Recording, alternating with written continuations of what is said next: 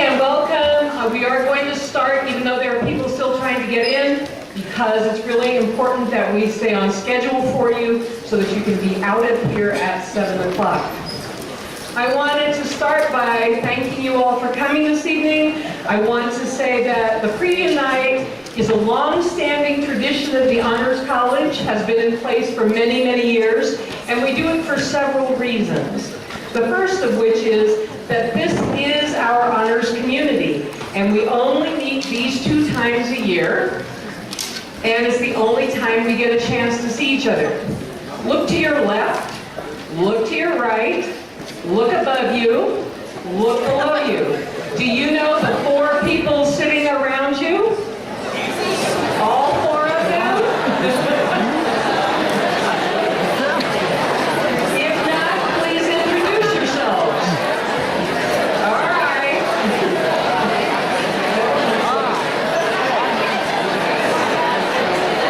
All right. I can't do the whistle. You'll have to close down. All right. It is also a very important time for you to get to see who the members of the faculty are at the Honors College, and to get the opportunity to see not only about the class you might want to take this semester, but in semesters in the future. I want you to think about the fact that when you are enrolled in the college, you are not required to take a specific order of classes or a specific group of classes. You are allowed to take a wide array of classes, and we try to offer different and new classes each year that will be interesting to you. For that reason, it's really important that you get a chance to see what those course offerings are going to be. In addition to that, we are also struggling with how to get information to you. How many of you read your newsletter? I see it's all in the front. Why is that? Are those the same people who choose to sit in the back? All right, if you don't read your newsletter, you have no idea when important things are happening, like the scholarships I will mention later on in the evening, other great opportunities that are important for you. So Preview Night is another time when we try to get face-to-face with you and get a chance to tell you about those things. So, we're really excited to have you here during the announcements section when you're all seated and everybody's here in place. We will also take a college picture, which will then let us all see how we've been able to fill up this room, even with, I don't know how many students who had class tonight who said they couldn't be here. All right, so you have a copy of your evening's agenda, right? Please check your agendas. Faculty especially, check your agendas. We will begin with the 400s levels. We will have announcements and information about special programs after the 400 levels. Of special interest to all of you will be the fact that at the end of the evening, there will be the raffle from each of your tickets. And for all those students who are here, there are 4 chances to win a $50 stipend. So you must be present to win. Okay, I'm ready for you to quiet down a little bit more here so I don't have to yell at you.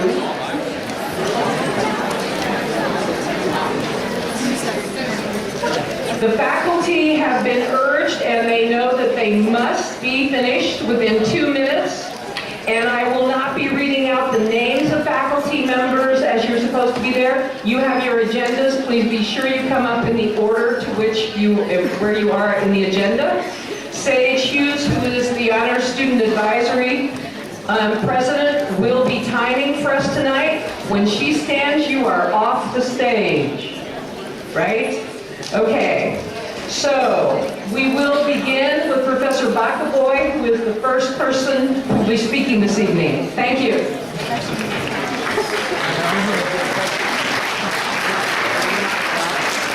Okay, thank you very much. And we are up. My name is Melissa Bakaboy. I am the chair of the history department, and my course is called How Do Societies Remember? And it is being taught as an enduring question. It is funded by the National Endowment for the Humanities, and it is a grant that I and Elaine Bastea, a professor in architecture, designed, and it is perfect for the Honors College. However, there are only 5 spots for honor students. The rest are for history students. All right, so, sign up fast, sign up early, okay? And as you can see, that we will be looking at how societies remember. We will do 3 modules, modes of remembering. So the first one here, right, is narration. We're going to do ancient and modern epics, songs, laments, rhymes and music. And I thought about maybe doing a rap or something like that. But I figured maybe at the end I'll sing a little bit of Bruce Lee. But anyway, at the end of the course. All right, so ritual. All right, we're going to look at how people perform display. All right, and as I say, perform how they remember about certain cultural forms and things in the society. Then we're going to look at landscape, remembering place. This is the architectural part of our course. Elaine, let's say, will not be teaching it, she'll be teaching it right after me, but we're working together to develop it. So we're going to look at natural built and natural environment and the methodology. We will be busy. We will be using history, anthropology, sociology, cultural literary studies, and material architecture and visual culture. I have 30 seconds, so let's look at the pictures. All right, here we go. All right, so talk about music. Oh, we'll listen to some laments. We're going to start off with the Iliad, and basically some of the laments about the death of the warrior. There's Goose Leg. I don't look like that anymore. Okay, I've had a facelift. All right, but at the end, I promised that I, in fact, will bring out the Goose Leg and sing a little Serbian epic poetry for us. Next one, all right, is again memory place, ritual procession, and it is a stop. So thank you very much, and I will see you guys.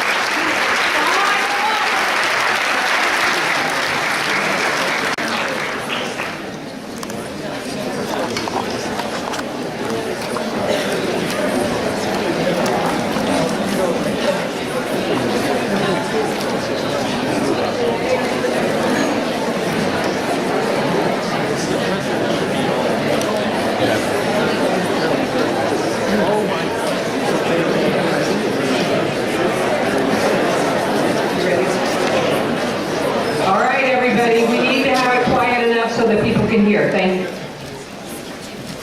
Okay. All right. So please do keep the noise down. Those of you in the top half of the room, you'd be surprised how noisy it gets down here when y'all are talking. So thank you.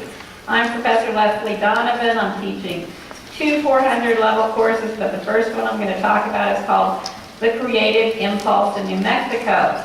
This is a new course that is an evolution of a signature course we've had in honors since the 1980s.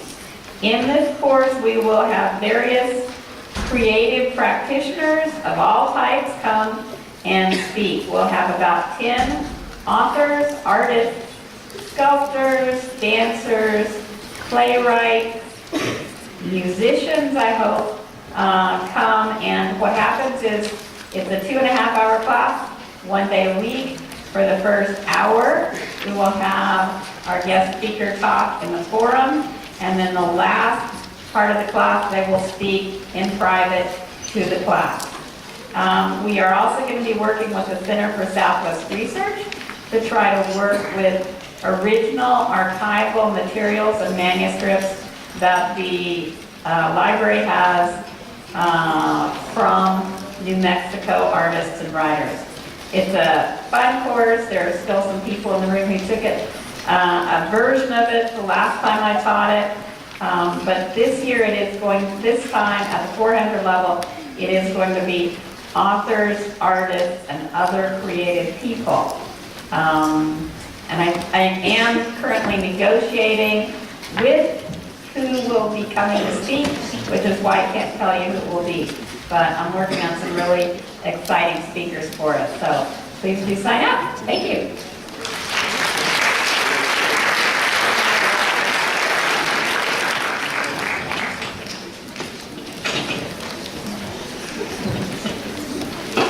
Okay, can everybody hear me all right? Okay, so this is my 400 level class, the Six and Libertines. This is the first time, I think in about 7 years that I've taught it, so I'm really fired up for this, and I'll try to control myself. In this class, we're going to work on literature, art, and philosophy, and we're going to look at works from British Russian and French sources. The French and the Russian, of course, will be in translation. The course description is pretty detailed. There are a couple of things I just want to add. These are really interesting people. These are people who believe, among other things, that you create an identity which you then perform as you go out into the world. If you're familiar with postmodernism, you know this actually ends up being kind of a postmodern concept, even though we're talking about people at the turn of the 19th into the 20th century.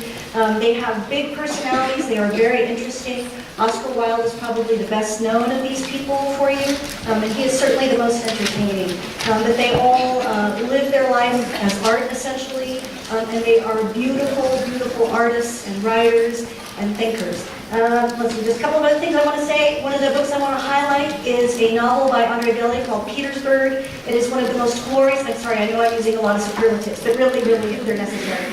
So it's one of the most glorious novels you're ever going to read. It is funny, it is moving, and you will not forget it, I promise, for good reason, once you've read it. And then finally, regarding the research project, we're going to break down the process for that project. You will have the option of doing a traditional paper or of doing a combined project in which you make something, some work of art, and then you write about it, okay?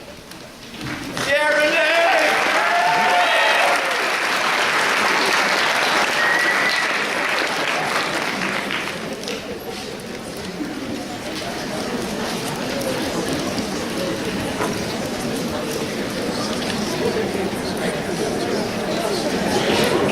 Hi, my name's Tim Goloversik, and no, I didn't forget Halloween's over.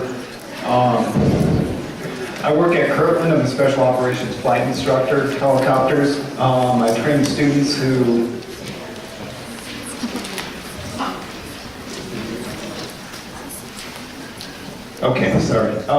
who go to Iraq and discuss current ops with my students who come back from Iraq.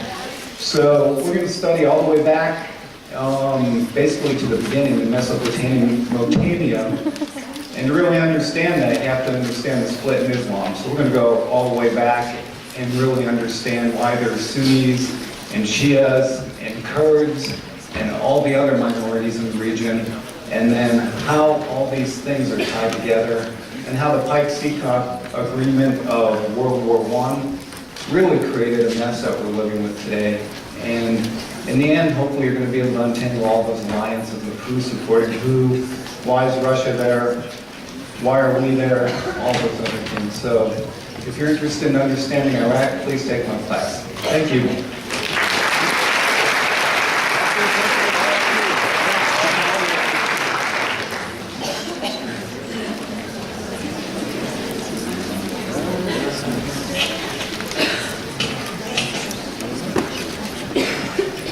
Back again. What worlds may come.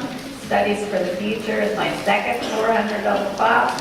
I taught a version of this a couple of years ago, and the wonderful thing about this class is every single time I teach it, it has to change because the future is changing every second we live it, right? Every single one of you is going to be going into a career of some sort in the future, even if you change your careers 10 times, 20 times, maybe, hopefully not. You're going to need to know how to think about the world you're living in, how to explore the opportunities the future holds for your own major, your own career. So in this course, we're going to be studying what's coming in our world. But we're going to be doing so in a way that doesn't deny, but it also doesn't focus on the pessimistic, apocalyptic, zombies, etc., that we see around us all the time. We're going to be looking at what you can do to make the future the kind of place you want to live in and that you want your children to live in, okay? The books will change. In fact, since they've been printed in the course description, they've already changed. I didn't want to tell the office staff this, so. But they will be changing, so please, before you buy any books, check with me. We have a lot of fun. We're going to be doing a lot of work on all kinds of fronts, but especially you'll be doing projects specifically about what the future in your own major means and will be for you. Thank you.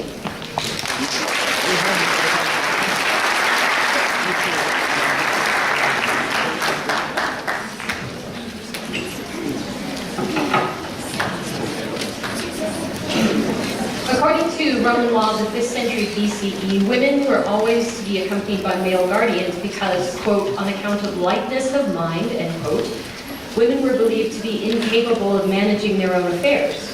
Fast forward to the 19th century CE. Emmeline Pankhurst, a famous British suffragist, stated in her autobiography that at the age of 6, she overheard her father say, quote, it's a pity she's not a lad, end quote. And shortly thereafter, Pankhurst learned that her education would be limited to learning how to maintain a household and that only her brothers would receive a fuller education. Despite the fact that 2,500 years had separated the lives of women of ancient Roman society and that of Emmeline Pankhurst, there wasn't much difference in the way that society regarded those women. And one reason for this lack of change over time was because the laws of Roman and Victorian society, at least as pertained to women, had not changed much. Both societies expected women to marry, have children, and do whatever was needed to manage and maintain a household. It was only in the 20th century, largely because of the protests led by women like Emmeline Pankhurst, that the laws that shaped women's lives began to change, allowing women more choices and greater opportunities. In contrast to what we know about the lives of women during this 2,500-year period, we know less about how society viewed gay and transgender individuals, but just as women's opportunities have expanded in the 20th and 21st centuries, so too have opportunities for gay and transgender individuals expanded, such that gay couples now have the right to marry and transgender individuals have greater opportunities for equal rights and protection under the law. In this course, we'll focus on how the laws of various societies from ancient Greece forward have shaped the lives of women and gay and transgender individuals, with a particular emphasis on issues such as the struggle for legal equality and civil and human rights. Thank you.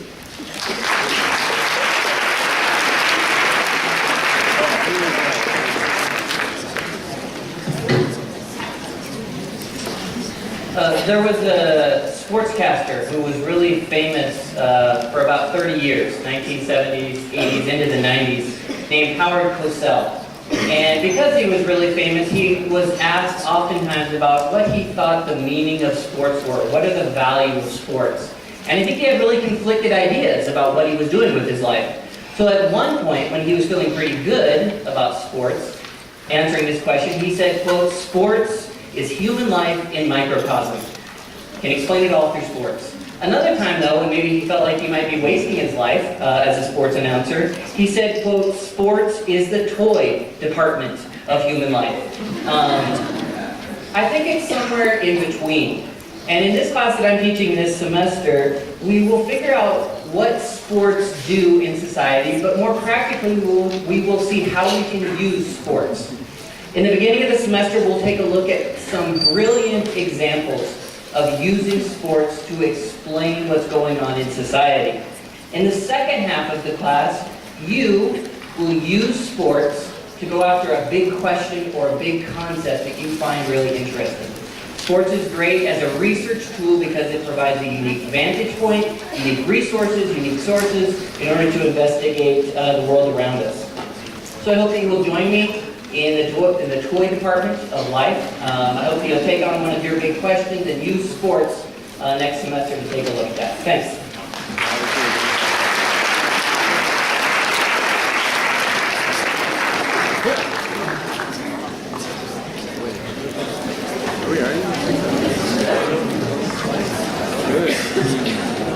All right, so now we are into announcements, and I will ask Callista to take a good picture of the whole group so that we get a picture of the college. I want to welcome you again and say thank you very much for coming. I think it's pretty exciting, even in just the few courses that you've heard about, the differences and the extent to which there are a wide range of courses available. Now, I need to tell you some important things so that you know them. My understanding is that on your files, it still says that registration is November the 20th. Registration is November the 16th, and all of you will be changed appropriately so that that will be done. You do not need to call the office to ask.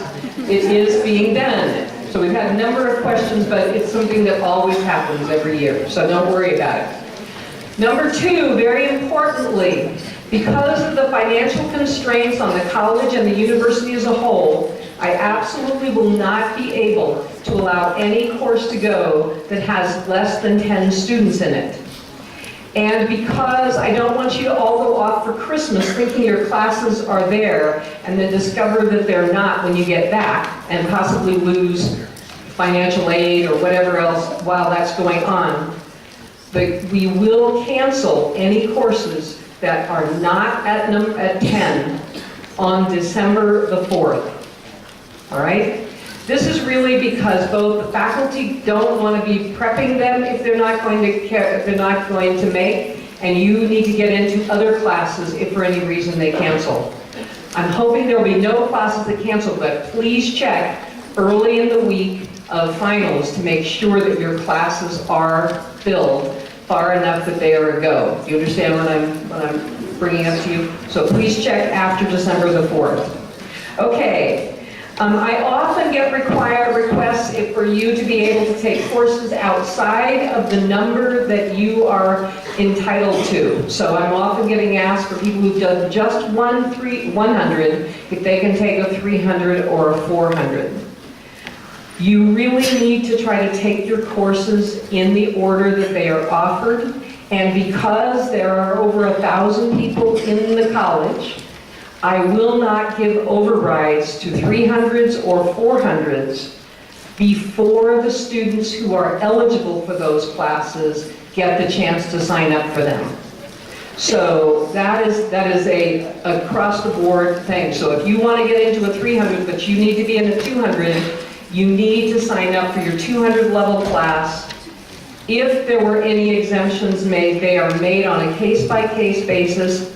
If you are trying to get into a 400 level class that you would like to take, that you are not yet eligible for, you must get the permission of the faculty member, and I will consider it after those students who are eligible for the 400s have had a chance to register. And that's just because we need to get those students into those classes first. So I appreciate your understanding about that. So now that I've told you the not so happy news, let me tell you some of the happy news, all right? So we're very, very excited to announce that we have been in collaboration and communication with 2 different programs that will offer a master's degree, and we are open for business now to begin 3-2 programs with Anderson School and with Latin American Studies. So if you are interested in one of those programs, what this means is that a student who majors in honors could choose to do a 3-2 program and complete an MBA through Anderson in 5 years, or a Latin American Studies master's degree in 5 years, along with their major in honors. But you're going to need to identify yourselves, talk to somebody in the peer advising office, and then talk to faculty members.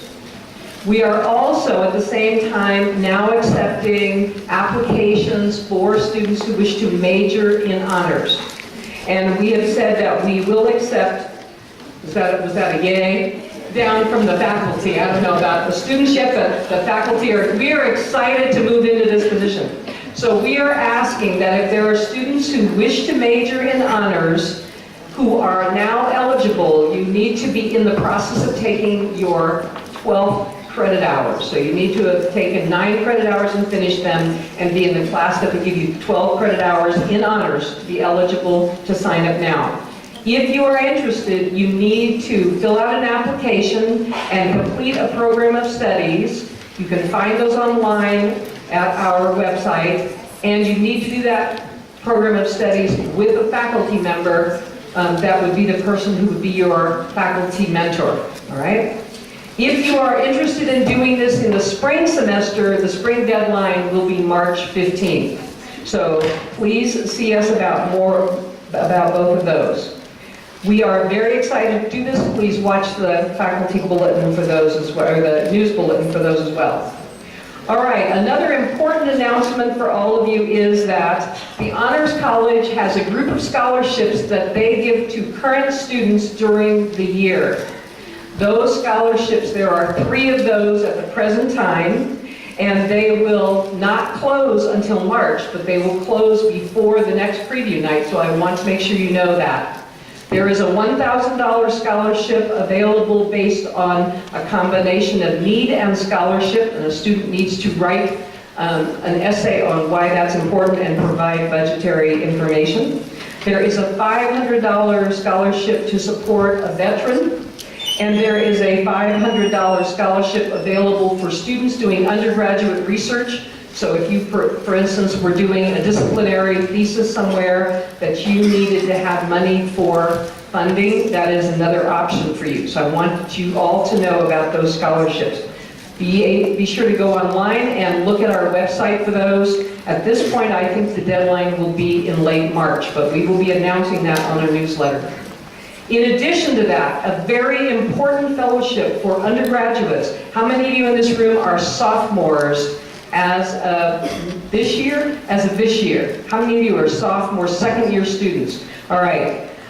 The Mellon Mays Fellowship is available to students who are in their sophomore year. It will provide support for the rest of your college career if you are headed towards graduate school as one of your options, particularly in the humanities, fine arts, and in a variety of other fields. This is not a STEM fellowship. So for all of you who think there's never money for people in the humanities, this is your opportunity. 5 students will be selected, so you need to find out about that. The application deadline is January 25th. And there is another information session in the forum on November the 17th, at 4:30 p.m. Okay, so now all students sitting in this room, anybody who's not going to be a second semester senior, no, even then, all students sitting in this room this evening must go to peer advising next semester to retain your early registration privileges. I know you all know this, but just in case you've forgotten. So be sure, my peer advisors do not ever want to do mass advising again. They told me not to let them do it again, but that means you've got to get in there early and often, okay? So get in and do your peer advising. Now, last thing, and then I will turn it over to HSA. You have your override card. Please read it carefully and fill it out as it asks you to on the front and on the back. Please fill out the entire survey. And I think that's it. It's really great to see so many of you here. How many people does this room seat? I think it's 800, yes. So just look around you and say there are 1,000 active students in the program going to classes right now. All right, Sage, thank you.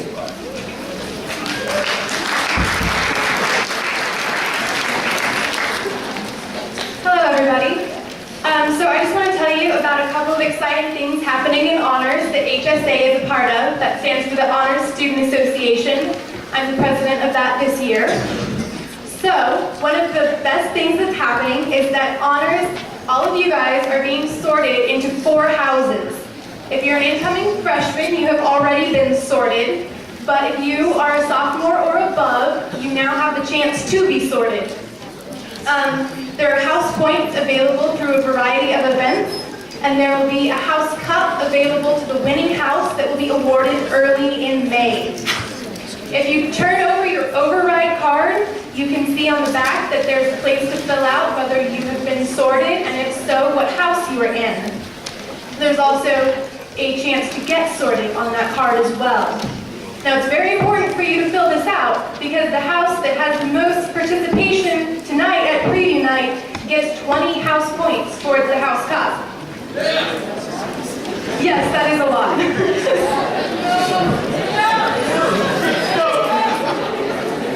So, speaking of how much points are worth, I'm just going to tell you guys the standings really quickly.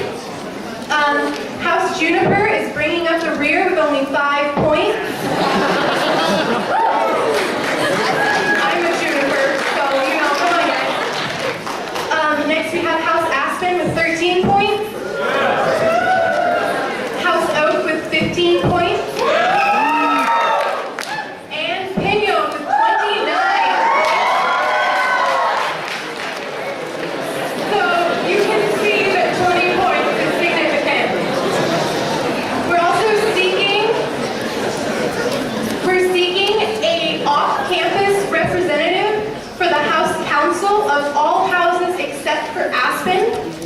interested in that, you can talk to HSA, you can talk to Dr. Shepard, because we do need 3 of those.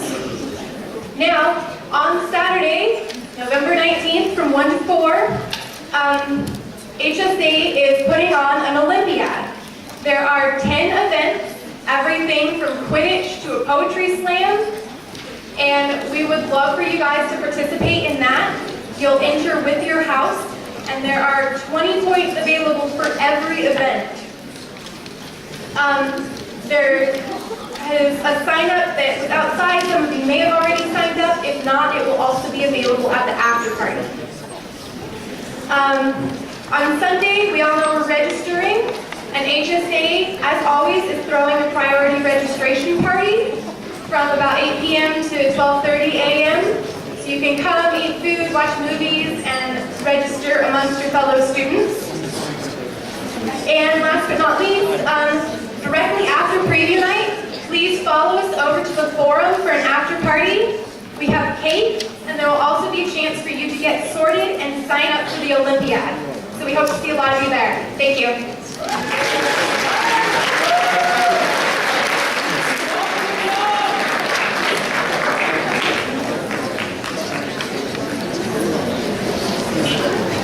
Hello, I'm Margot Chavez Charles. I'm the director of the Conexiones program. If some of you have been in the Honors College for a while, you know something about the Conexiones program, which is an intensive program of Spanish language and culture study. Alternate years, we go to Spain or we go to Latin America. This upcoming year, we're going to go to Ecuador. So 2 things I want to tell you. At the end of this evening, I have some flyers here to distribute. So catch me if you're interested in having a little bit more information. And in addition to that, in the course catalog, you will find more details about the program than I will tell you tonight. So make sure you look at that. Just a few things. It's a 4-week program. Students live with families. You take a Spanish class at your level. That would be a 200, 300, or 400 level class. And so you're enrolled in the Spanish department classes. You get 3 credit hours. You'll get 4 credit hours for honors classes, including a 1 credit hour that will be a spring class. So you'll get details when you come to an information meeting. There will be information meetings at the end of the semester and also in the spring semester. The program will be essentially from the end of May till the end of June. There are a lot of activities that will be very, very exciting that are related to not just the Spanish language, but such things as hiking on the Incan Trail, participating in lectures and events that tell us more about the biodiversity of Ecuador, about sustainability and ecotourism programs, in addition to what you will learn in Spanish just by living with the family and by participating in the Spanish class. The course fee is pretty reasonable, I think, for 4 weeks of Spanish study and room and board, all of the travel in-country and museum and special events. It's $1,800. I'm looking to see what else I want to remember to tell you. The next steps are to attend a information session and to be sure and register for the early deadline, by the early deadline, February 15th. If you register and are accepted by then, that gives you the opportunity to apply for a Regents Travel Award. So, look for me at the end if you want the flyer.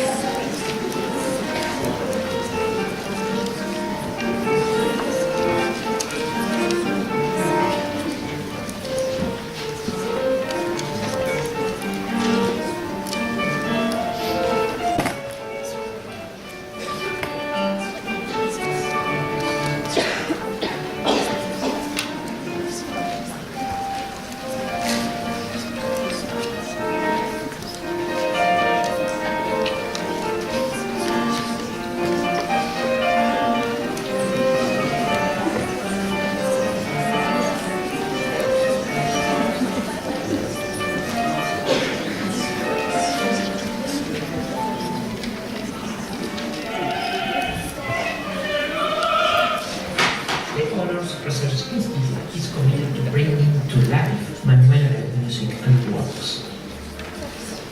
He was a complete artist, musician, writer, and empresario. He even experimented with a new art form, cinema.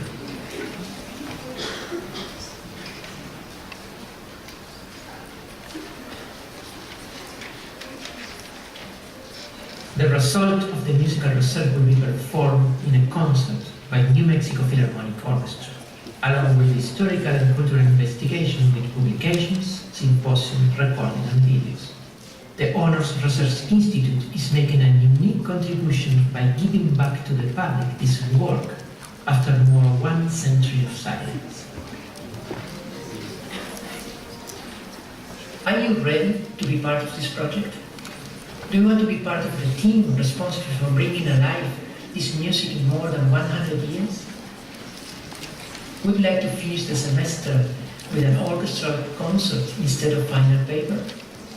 If you have knowledge of music and music notation, and you have an interest in to work with original documents in the music scores, while you earn credit as an independent study, this is the project for you. Don't waste the opportunity.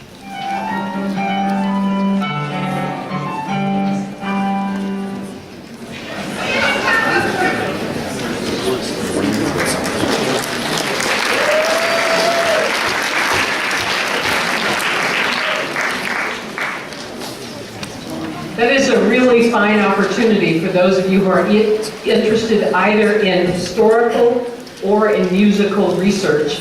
And it is going to be a fabulous opportunity that I hope we will fill the Hispanic Cultural Center on April 17th when that particular concert is performed by the New Mexico Philharmonic. The second independent study that's listed here is a 1 credit hour course offered by Dr. Bruce Struminger called Sociocultural Studies of Health, Illness, and the Biomedical Sciences.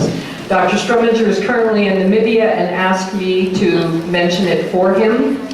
This course is only going to be able to accept 6 students, and it is going to be based on, you will need to, if you are interested in this course, you need to fill out the form that is available from the peer advisors, and fill it out in your override card, and Dr. Struminger will have to decide if you are ready to get into the class. The course will review a variety of theoretical perspectives in medical anthropology and social medicine on the ways in which medicine and the biomedical sciences both shape and are shaped by history, political, economy, and culture. Dr. Struminger has taught this in the past, and it is a wonderful opportunity for students to do a reading and writing course with a very fine scholar in this field. We are now ready to do our 300 level classes.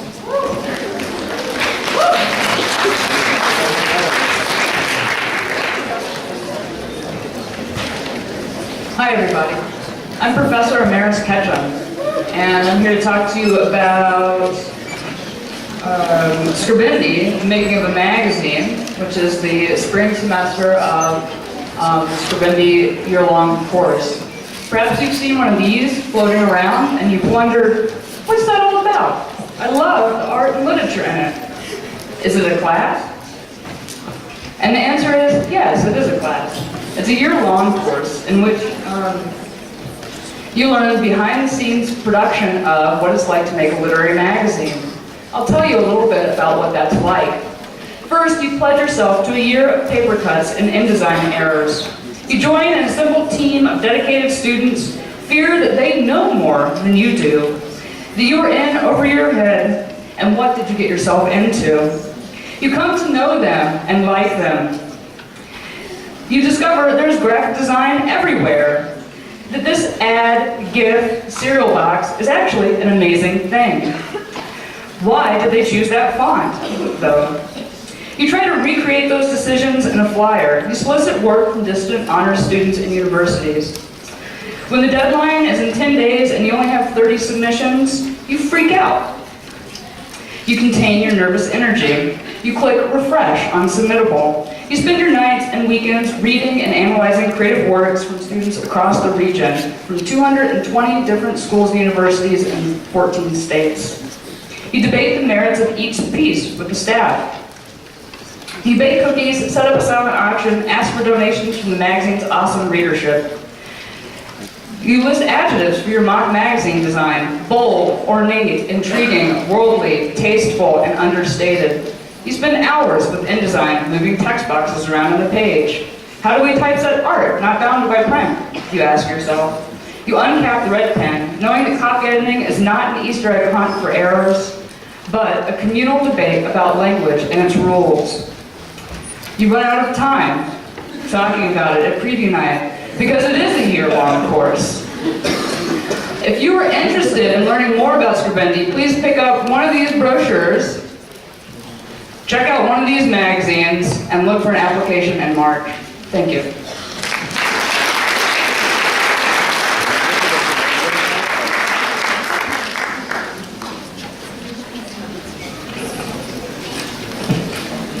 Hi, I'm Betsy James, author and illustrator, and I teach world building, designing the multiverse of speculative fiction.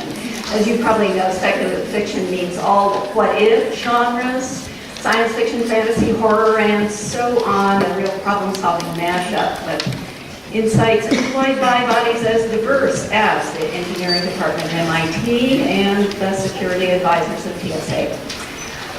To build believably, speculative fiction has to bring to the task obviously a knowledge of science, yet in fact most world building happens in the culturally biased region between our ears. Like it or not, we all write social science fiction, a powerful tool in the understanding of nature and culture and ourselves. The focus of this course is fiction. It's guaranteed to make you a better writer. It has supporting explorations into maps and graphics and illustration and the like, and no, you don't have to be able to draw. If you can doodle on a napkin, you're good. You'll read and write and critique short stories and nonfiction. You'll experiment with maps and diagrams.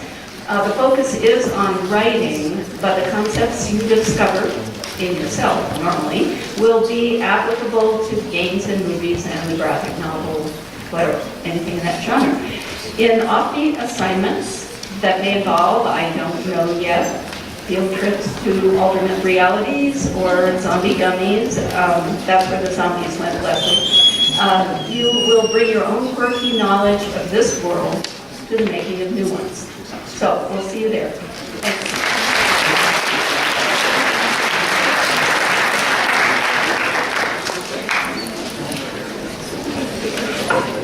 Hello all, I'm Richard Openoff, now it's Dr. Openoff, and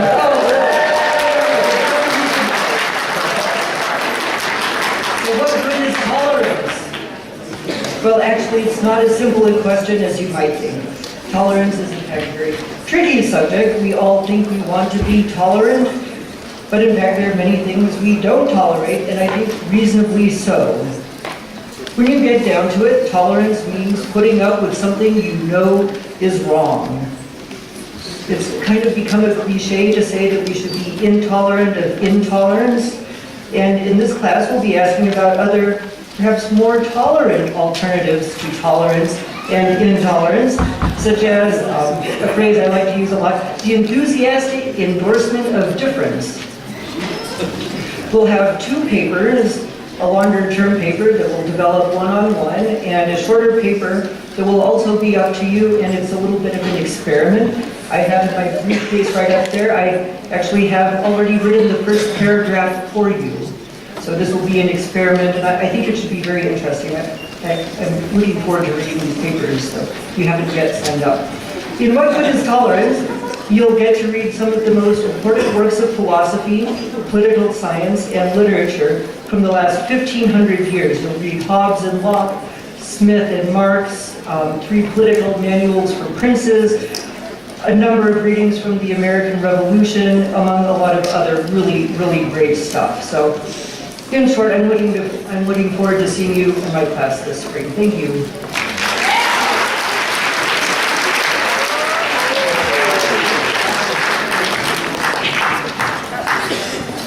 Hello, I'm Suzanne Oakdale, and I'm one of the Honors Fellows in the spring, and I'm coming to you all from anthropology. And I'm going to teach 2 classes. The first one is Amazonia. And Amazonia is the region in South America that is covered by the Amazon and its tributaries. And in size, that's about the same area as the continental U.S. So it's a pretty big area.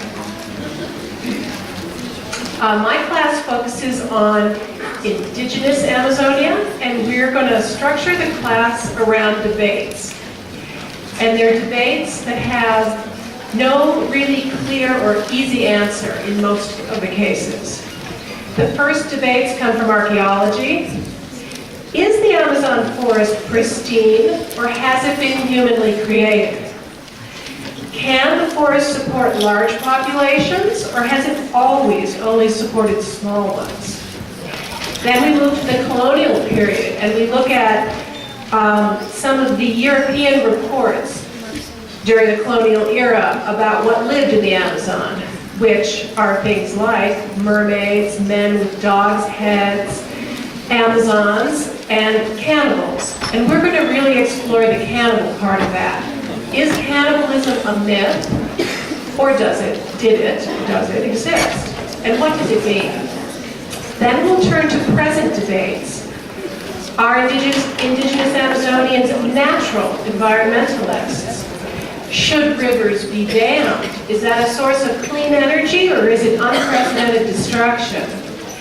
If you're interested in activism against dams, how effective is celebrity activism, which is pretty popular now? Who can be considered indigenous? What does technology like videos and cell phones, what does that do to native culture? Does it change it? And other debates. My second class is the anthropology of ritual. And ritual has been a favorite topic for anthropologists for about 150 years. So a third of the course is going to be a mini history of anthropology. We're going to get to read some of the greats, because it's really a lot of interesting people who have written on ritual. And we're going to go through quickly, just the highlights, and do a little mini history of all the different ways ritual has been studied. Before we do that, we're going to define ritual, and that's the first third of the course. It's pretty, people think, well, I sort of know what a ritual is. Graduations, funerals, weddings. Well, what do those things have in common with each other? And that gets pretty tricky. What is the nature of ritualized activity, and how do you define that? And is it human? Do animals have ritual? So that's the first third of the course. And then the final third is how has ritual been studied in contemporary anthropology? And one way is the commodification of culture and the objectification of culture. When people start to say, this is my culture, they often pull out a ritual and say, here it is, this is my culture. And then you can sell that thing to others. Sometimes even the wrong people are selling somebody else's ritual. So we're going to look at that process, especially in tourism. And then the second topic is going to be ritual in politics. Ritual is important in resistance movements. It's important in protest.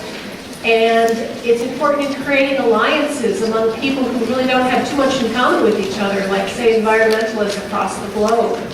So those are our topics. That class will feature a research paper which will involve ethnographic research in a corner of your life. So thank you.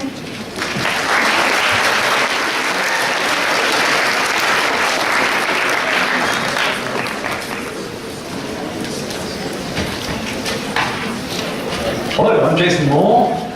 I'm Maris Ketchum. And we'll be co-teaching a reading, writing landscape of the Lewis and Clark Trail this coming spring semester. During this course, we will not eat dogs to avoid starvation, sink our vans in Flathead Lake to retrieve them on our return trip, or while away too many hours in the last bar in Dixon. We will also not be dipping our hands anywhere near the scalding hot waters of the Yellowstone supervolcano. Nor will we be killed by a meteorite, a bear, or, hopefully, appendicitis. We will, however, engage with the landscape, the history, and the culture of Montana. We will learn to navigate with the sextant and the sun, see stars through the eyes of 3 different cultures, and visit some of America's few remaining glaciers before they melt away forever. I can guarantee you that if you're interested during this class, you will get the opportunity to lick some dinosaur food. We will also learn to hate the very same things that Lewis and Clark did: mosquitoes, eye gnats, and prickly pear cactus. And finally, we're going to tie all of these things together in the answer to the age-old question that I'm sure you've all been pondering for a very long time. What does Jurassic Park have in common with Lewis and Clark, or for that matter, the famous poet Richard Hugo? This class will meet once a week on Wednesdays throughout the spring semester, and then we will meet for 2 weeks in the summer to travel across Montana from July 21st to August 4th.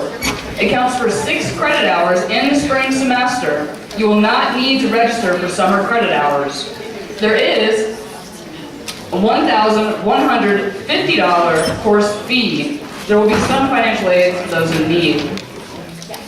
And for those of you guys who are interested in majoring, this course can probably count as a block. You can talk to the peer advisors if you're interested in finding more about that.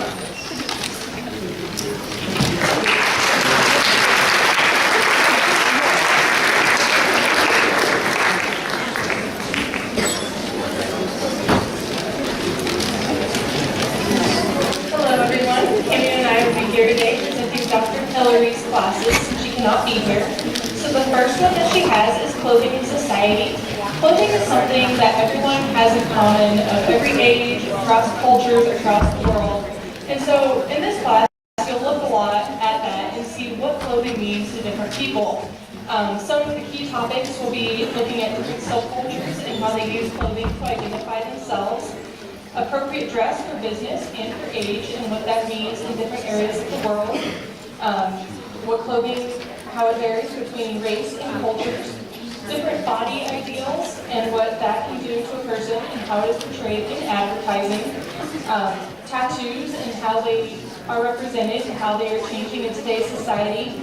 And how gender can be very different in clothing in general. So those are some of the key topics. You look a lot in depth on personally what it means, culturally what it means. Some of the key assignments will be a class blog, short assignments which are based on the weekly readings. There is a paper based on subcultures which will be 5 pages in length and a presentation to go along with it. There will be an interview paper which is also 5 pages and a presentation. All of the readings will be provided by the teacher, so you don't need to go out and buy a book. And there will also be some fun videos and movies in the class that talks about the different ideas. Alrighty, so the second one is contemporary ethical issues in the fashion industry. So, do the right thing. We will strive to follow this idea on a daily basis, but it seems the fashion industry is always in the news for making bad decisions. For example, we all read about the horrible working conditions garment workers are subjected to in workplaces like Bangladesh and Pakistan. Why is that okay? And why do customers continue to buy garments made in such places? A second example is the growth of what is called fast fashion. That is popular in such retailers such as H&M and Forever 21. These retailers promote cheap clothing that are generally good for one season and then thrown away. Why is that so popular today, and what can we do about it? And thirdly, we look at the use of extremely thin models who promote an unrealistic beauty ideal.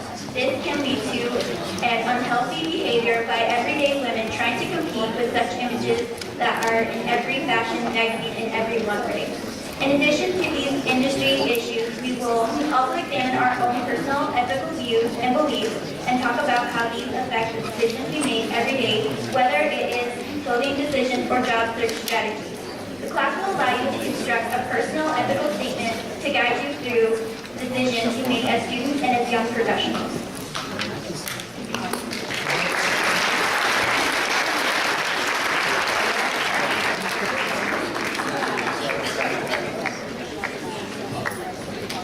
Just over a year and a half ago, an outbreak outbreak of the deadly disease known as Ebola began in various countries in Africa. Although outbreaks of Ebola have usually been limited to Africa, this most recent outbreak led to cases in Spain, Britain, and the US, as healthcare workers who volunteered in Africa contracted the disease and only showed symptoms when back in their own countries. The appearance of Ebola in Europe and the US led to near panic, as governments responded by forcing the affected healthcare workers into quarantine, forcibly quarantining anyone the workers had come into contact with, and even, in one case, euthanizing the dog owned by one of the workers for fear that the dog would become a carrier for the disease. Even U.S. politicians were swept up by the fear of Ebola, with some politicians claiming that the immigrants coming up from Central America would bring Ebola with them, despite the fact that the natural reservoir for Ebola is in Africa. But when we look back through history, all of these reactions are typical during outbreaks of highly contagious or deadly diseases. During outbreaks of the bubonic plague, people in European cities killed thousands of dogs and cats for fear that those animals were carriers for the disease. In the last great outbreak of the plague in 17th century England, families were forcibly quarantined in their houses, even though this often meant they had no access to food or water. With the growth of cities in the 19th century US and the increasing flow of immigrants into poverty-stricken areas in those cities, diseases such as cholera and typhoid became a continual problem. Not because, as 19th century politicians, doctors, and journalists would have us believe, immigrants were simply dirty, disease-ridden people, but because poor areas in 19th century cities were more likely to be lacking in proper sanitation. In short, the fears that were stirred up by the Ebola outbreak of a year and a half ago are the same fears that are always stirred up in society by epidemic diseases. And in this class, we'll examine various diseases from both the scientific and social perspective, and we'll focus on how society chooses to react rightly or wrongly when such a disease is on the horizon. Thank you.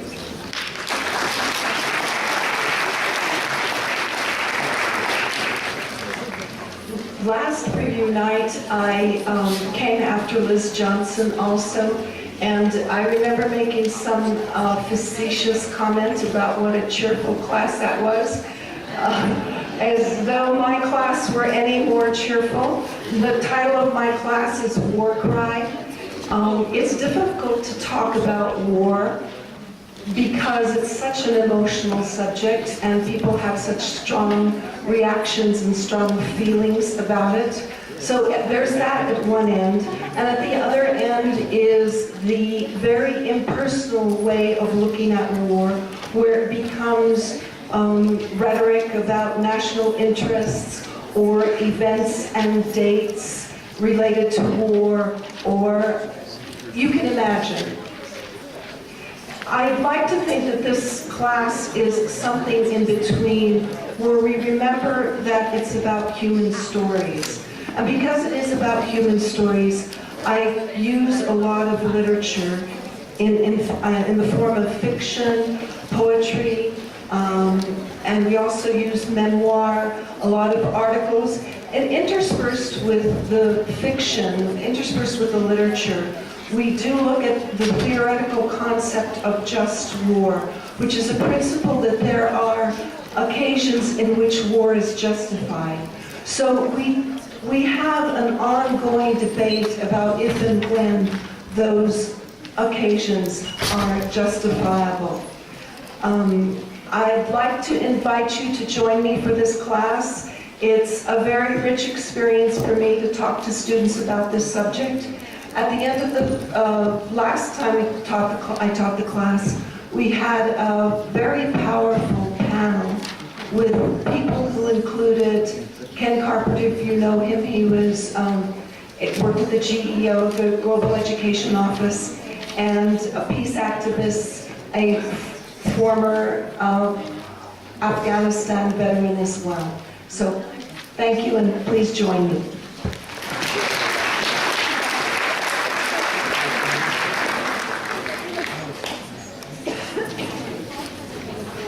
Hey everybody. We finished 20th century American drama with Lin-Manuel Miranda's musical Hamilton, currently Broadway's hottest ticket. Hamilton is about Alexander Hamilton. He's the guy on your $10 bill. And our other white founding fathers, told through actors that show how America looks today. Hispanic, Native American, Asian American, African American, and female. It's also sung in hip hop and rap. Here is the character of Alexander Hamilton.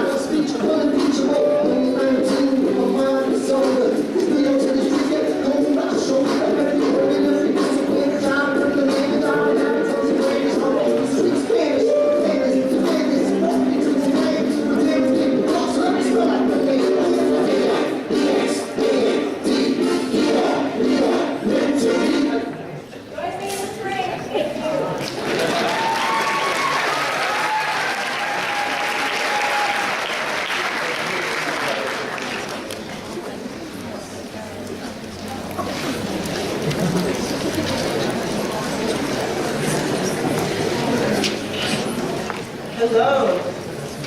So my name is Mary Walsh Dilley, and I am excited to be teaching Food and Society this spring. This class explores the growing interdisciplinary field of food studies. Food studies is premised upon the idea that eating is not just biological. Yes, of course we eat to sustain ourselves, but what we eat is also very closely tied with who we are as individuals and also how we fit into communities and larger social groups. This class starts with consumption, and we'll look at the social meanings behind food and the role that cuisine has in national identity and nation making, even in wars and maybe in theater and other things too. We'll also look at hunger and overconsumption. We're going to examine inequalities and who has access to food and how food choices are influenced by economics and politics. And finally, we'll look at food production and how production has changed to meet the growing need for food around the globe as the population rises. We'll also examine some alternatives to the conventional agri-food system that seek to encourage more socially and ecologically just food production. I taught this class last spring. We had a lot of fun. There's a fair amount of hands-on exploration and research. We'll look at cookbooks, historical and contemporary cookbooks, and we'll also try our hand at taking recipes from them. We'll do interviews with members from our community about food that hold special meanings to them, and we'll also construct maps of the global commodity chains of food that we eat in order to learn more about where our food comes from. So if you like food and if you want to learn more about why we eat what we do and why it matters, I hope you'll join me in Food and Society in the spring.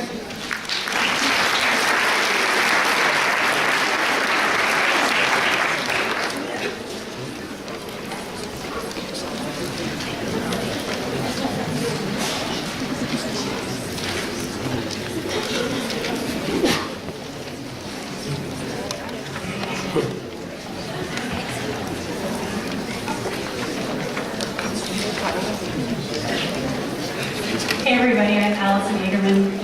And the course I'm going to be teaching in the spring is either on their way. It's called Place and Identity, or Identity and Place. And it's similar to the course that we started out with PreviewNight. It was also developed through the auspices of an NEH Enduring Questions grant. And my collaborator in research is Professor Levi Romero in Chicano and Chicana Studies. So it'll be a mix of philosophy, poetry and other forms of literature, architecture and design, and cultural studies. So I'll give you a 2-minute glimpse of what we'll be investigating next semester.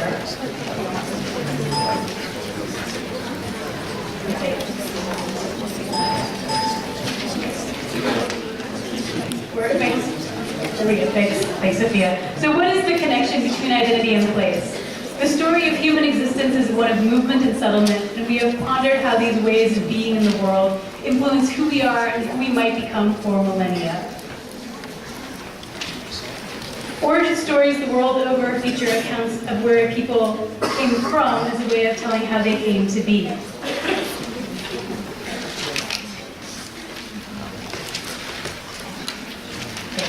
We speak of our cultural roots, a metaphor that carries with it a connection of place, yet we seem to be neither entirely determined by our environment nor completely impervious to it. And so the nature of our relationship to place is as perplexing as it is intriguing.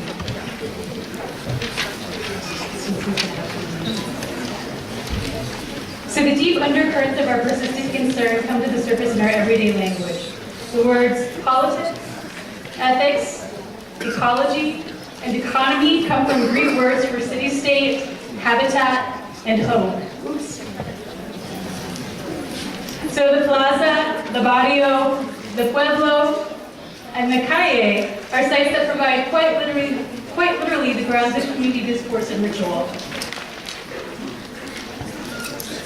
So too we speak of homesickness and homeland in an uncertain era, simultaneously haunted by nationalist fervor and inspired by grassroots efforts, while we experience increasing displacement and migration in the face of government instability, economic hardship, and climate change. 2 more slides. Why do we yearn both to escape from and return to place? Can place be both real and imagined? What is this thing called place? What does our connection to it or disconnection from it say about who we are? And what is our responsibility to those with whom we share it? In this course, we will explore the history of the idea of place in Western philosophy and juxtapose this with notions of place and its connection to cultural identity in the indigenous and Hispanic cultures of the American Southwest. Thanks, and I hope to see at least 10 of you next spring.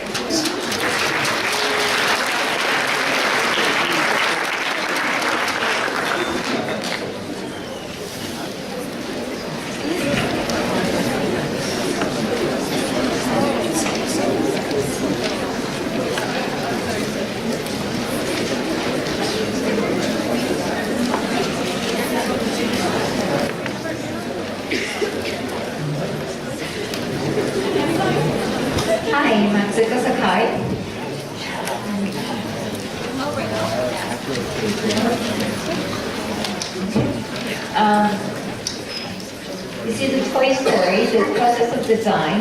Starting with a very basic question of what is toy, we investigate 3 aspects of design. One is creativity and imagination through the process of design. Number 2, design as a strategy for business and creative economy. And 3, how we learn and education in the future. The bottom picture is it's a little small, but this is what the Sportatorium looked like in 1969. It is a full of exhibits now, and probably close to 1,000. And they just moved to a new location. But when it was opened, they had only 5 exhibits. Frank Oppenheimer, a brother of the father of the atomic bomb, took very different directions after the war and created Sportatorium, which is the originator of the science center around the world and the explorer we are familiar with in town. What's unique about this original concept was that he integrated art and science, and he said, if you're going to know about nature, you have to know about how people react to and feel about nature. I think that's what artists communicate. So we'll try to interdisciplinary, interactive approach to education, and you will have to design, you have a design challenge to come up with your own exhibit. Interactive, it doesn't need to be nature oriented. And each year we have a different setting, and quite often we get to test or idea with children how your design came out, and that's why you have to make something you can touch. Thank you.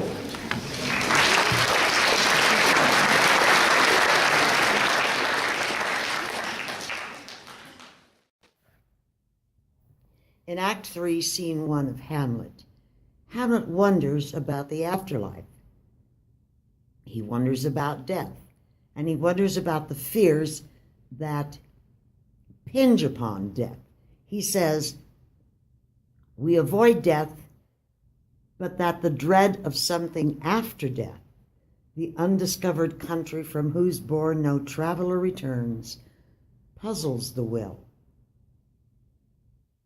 Visions of the afterlife explores that undiscovered country. What happens at death and in the afterlife from the perspective of the 4 last things: death, judgment, hell, and heaven.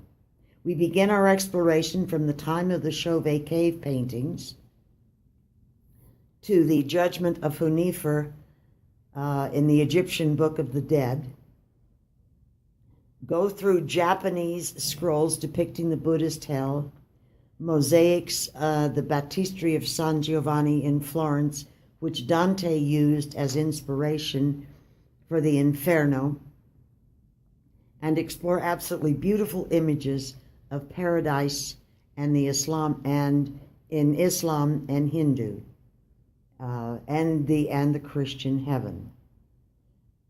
Our exploration takes us through paintings, sculpture, music,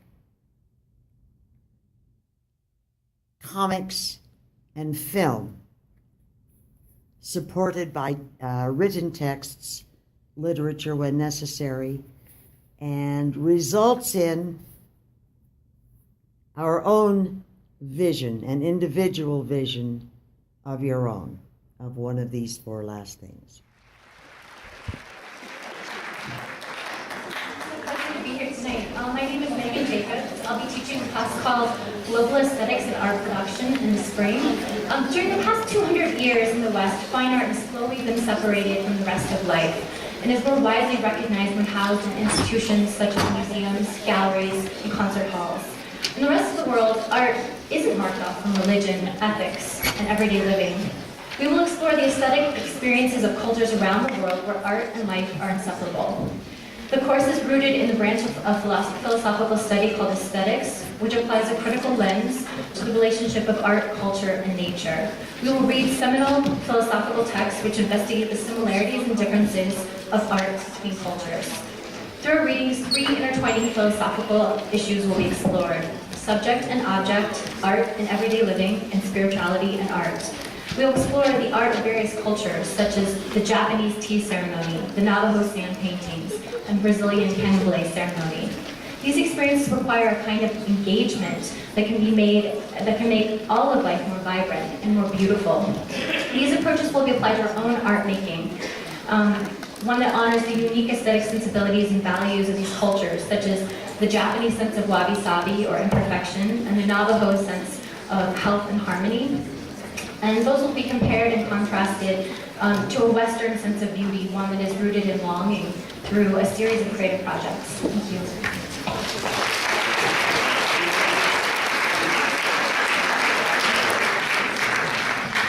I'm here tonight in our persona as a reader and lover of, and creator of graphic novels. So I'm teaching a course called Picture a Story, in which we will not only study how graphic novels are created, but we will create one ourselves. And rather than me stand up here, although you can see my coat from back there, I hope, it's my onomatopoeia coat. I've just prepared a video that will cover the basic details. So if you need to ask me anything, I'll be around shortly after the preview night's over.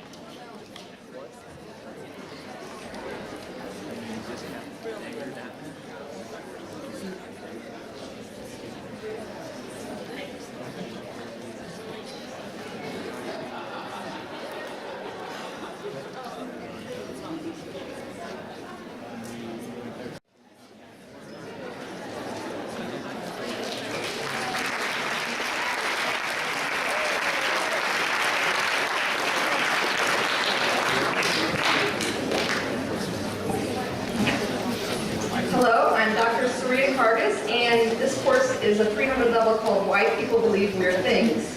This class will teach you how to define and practice critical thinking. For example, did you know that you have a tendency to believe people whose names you can pronounce rather than those you cannot? Did you know that most of us suffer from the availability heuristic, our tendency to rely on available information rather than seek out accurate information? We will learn this and more by reading Danny Kahneman's Thinking Fast and Slow. He won a Nobel Prize for the research that went into this book on human behavior. We will learn about the 20 or so cognitive biases we all suffer from and how to fight them in order to become better seekers of the truth. We'll also read a funny book about why people believe weird things called Why People Believe Weird Things. This author examines the belief in UFOs, pseudoscience, pseudo-history, think the Holocaust never happened.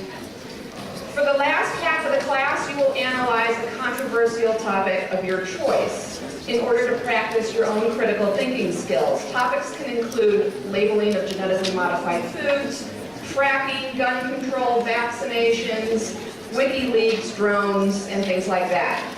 Because the purpose of this class is to make you a more critical thinker, I believe this class has the potential to help deeply affect your life. Thank you.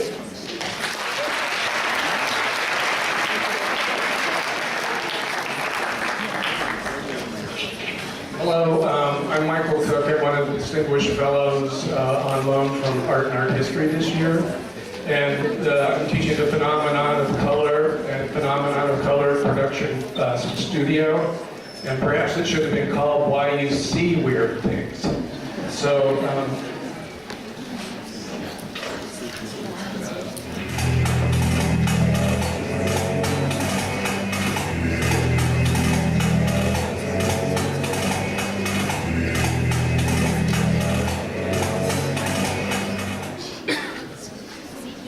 the first part of the two classes is a seminar class and a lecture. The second class is a production studio in which you will put to test the way theory meets practice and do a lot of research in making color problems.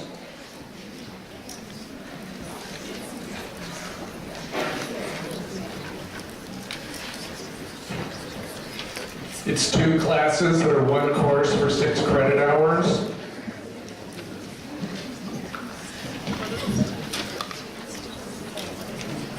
You must take both classes.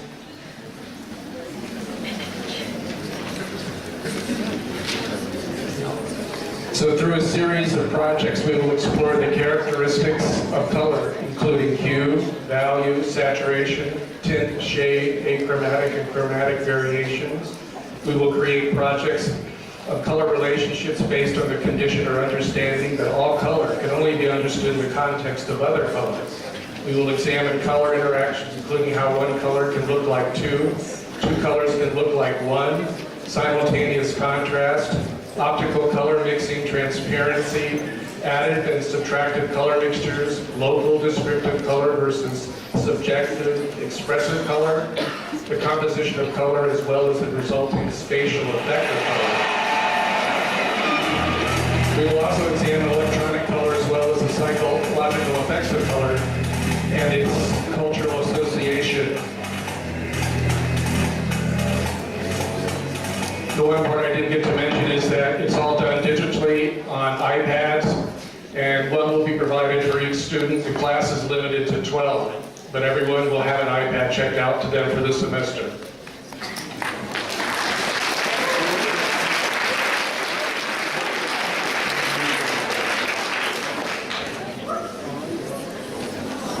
Okay, so it's serial killer time. This is construction of serial killers. There will be gore. There will be a catalog of crimes that we will be going through. But I do want to make clear that this is a class on cultural construction. So we're going to spend a lot of time thinking about this more abstractly and more academically. But I promise it will still be fun. We're going to think about things like, is serial killing actually, in fact, a modern crime, as it is often described as being? Why are there not more female serial killers? Or are there perhaps more female serial killers than we realize and we just don't know it? We just can't see it. What happens to space? If you think about the crime scene, whenever there's a serial killing, a lot of people would argue that the victims lose their humanity in part because they're kind of absorbed and they become part of the space of the crime scene. So we're going to look at issues like that. It's highly interdisciplinary. We're also going to look at literature and film. And so it'll be kind of grim, but we'll still have a good time. So I invite you there.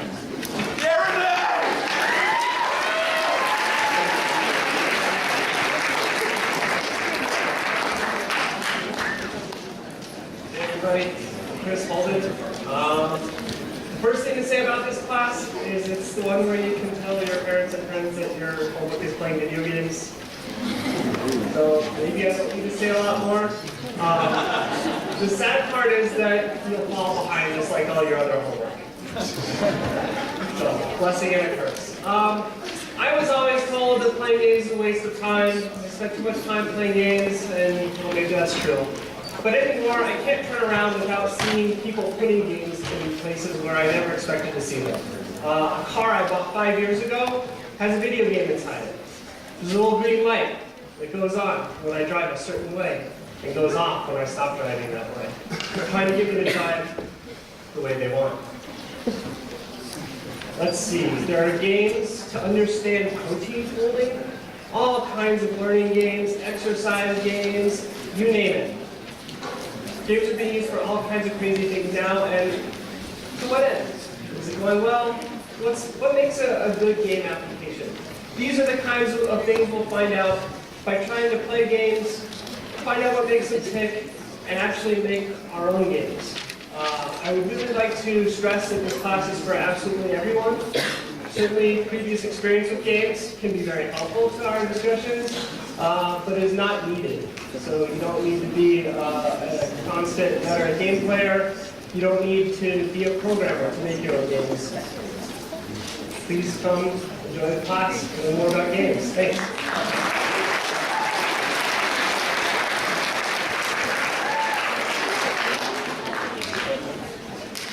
The last two 300 level classes are mine. The filming and Holocaust class. Last night when I was in Poland, the guy who was driving me around assured me that he knew everything about President Kennedy's assassination because he'd seen Oliver Stone's JFK. So when I pointed out to him that filmmakers really are not historians, he was surprised.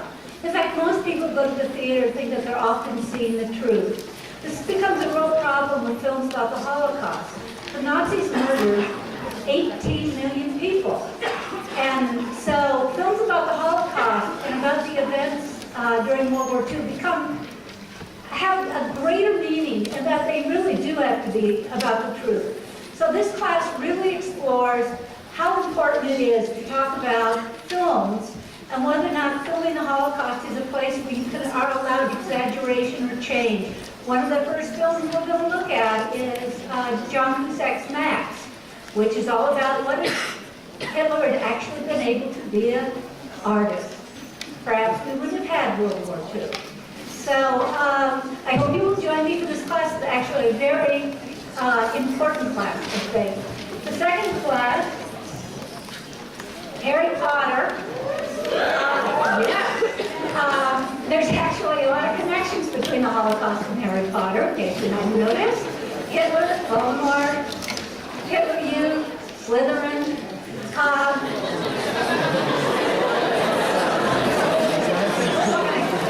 So we are not actually reading the Harry Potter novels. And I assume that you have all memorized the Harry Potter novels. If you have not read them 20 or 30 times already, you should read them during winter break. Because we are going to read a fair amount of theology, a whole lot of philosophy, and a great many essays about how philosophy and theology deal with good and evil in Harry Potter. And so we'll spend a lot of time talking about Harry Potter. But you need to read the novels if you've not already done so. I hope to see you in the spring. Thank you.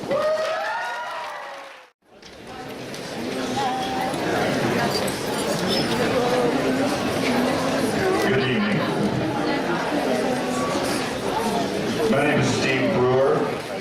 and I'm 58 years old. Okay, 58 and a half. I got my first job writing for a newspaper when I was 18. And I've been a writer ever since, which means I've made a living for the past 40 years by sitting on my butt and typing. I've been a reporter, an editor, a syndicated humor columnist, and for the past 18 years, a full-time author. I've published 27 books with a couple more in the pipeline. So that's what I bring to the table. 40 years of moving words around to get the best possible effect. That's a lot of words, millions of pages, a lot of experience. Here's what you bring to the table. A willingness to become a better writer than you are now. Maybe your college experience has shown you that you need to be better or faster writer than you are. Or you look forward to your future career and see you'll need to be an effective writer to succeed. That's true of most all careers. Maybe you want to be a working writer like me, one who makes a living sitting on his butt typing. Maybe you even want to be a writer with a capital W, someone whose written works could change the world.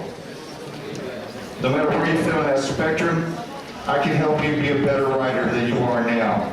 Sign up for Become a Better Writer, which will be at 1 p.m. on Wednesdays next semester. We'll write every week in class and in homework, mostly short papers. We'll explore the craft of writing, both fiction and non, and we'll critique our work together.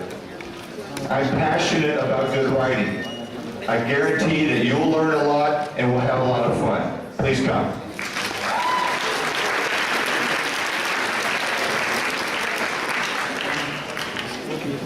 I think these guys are going to be sad they're missing the 200 levels.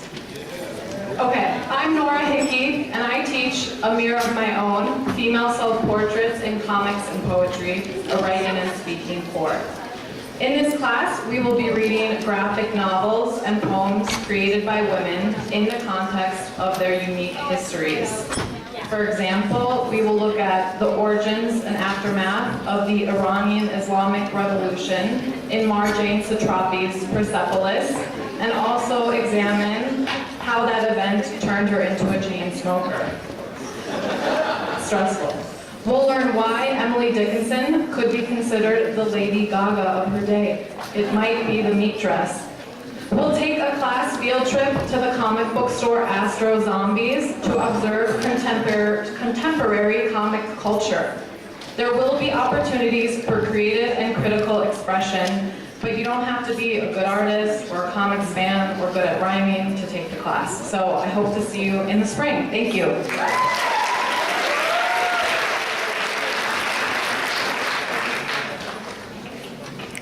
My last class is writing memoirs. We are going to read a number of memoirs, including some great memoirs about eating and food, and memoirs written by children or about when they were children. But there are no essays in this class. There are no research papers in this class. You are just writing about yourself. We are going to be talking about ourselves. So this class is actually a lot of fun, but it's also good group therapy, because you get to talk about yourself. And all the writing that we do in class and the writing that you will do at home is only focused on your life. So I hope to see you there. Thank you.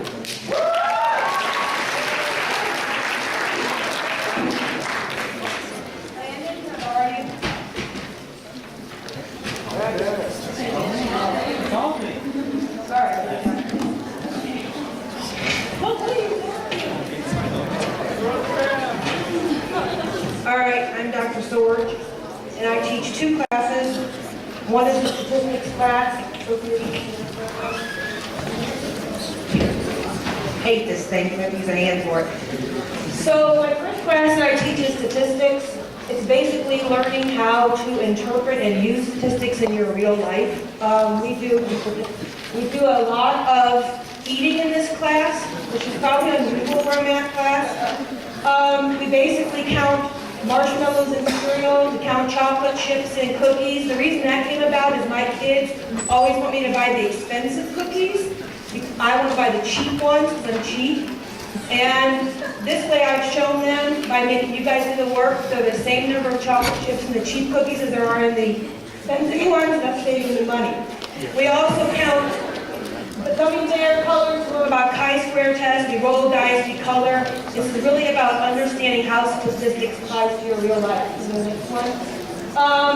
I want you to understand how to spot shady or unethical research. We've seen a lot of that in my class already. Okay? And again, the basics of analyzing and collecting data. So it's a very applicable course for anybody. I have a lot of students in there who are in law, who are going into medicine. Understanding statistics is important for many, many careers. And this is about comprehension, not math. Okay? So go on to my statistics, please. Oh yeah, so we also talked about medical tests, research in your field. And then the question we talked about this week was, does bacon really give you colon cancer? Because remember they talked about that this week? I'm not going to tell you. Come take my class and we'll talk about it. All right, next one. Landon's going to come down here. Yeah, he's right here. So physics in the real world.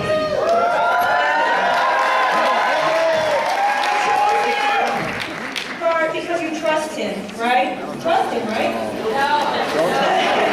All right. So about 5 years ago, I was walking to the mall in Coronado, and they had this guy who was sitting in one of those little kiosks at Christmas time, and he was selling what's called a power bracelet. And he was doing this test. Come over here, Landon. So I want you to put one foot on one of those things. Pull your knee up so you're balanced on one foot. Put your arms straight out. You have to keep your arms straight. And I'm going to go ahead and I'm going to unbalance Landon. Oh, unbalance Landon. Now, unfortunately, where did my magic ring go? I didn't have a bracelet. I didn't want to pay $59.99, which was the cost of the bracelet. So I'm going to give Landon this magical bracelet. Nope, just hold on to it. Come stand over here. Do the same thing. Now, notice I'm pushing on the same place. I'm pushing really hard. He's not falling over. Can you flip the next one? Thank you, Mandy. These are the power bracelets that they were selling for $59.99. And I thought, this is what they said, that they optimize the body's natural energy flow. And I was like, wow, they're selling that at the mall. Like, they managed to break this breakthrough in physics and they're selling it at the mall. So let's go to the next one. You can buy one today. They cost between $8 and $68. So the next slide, please.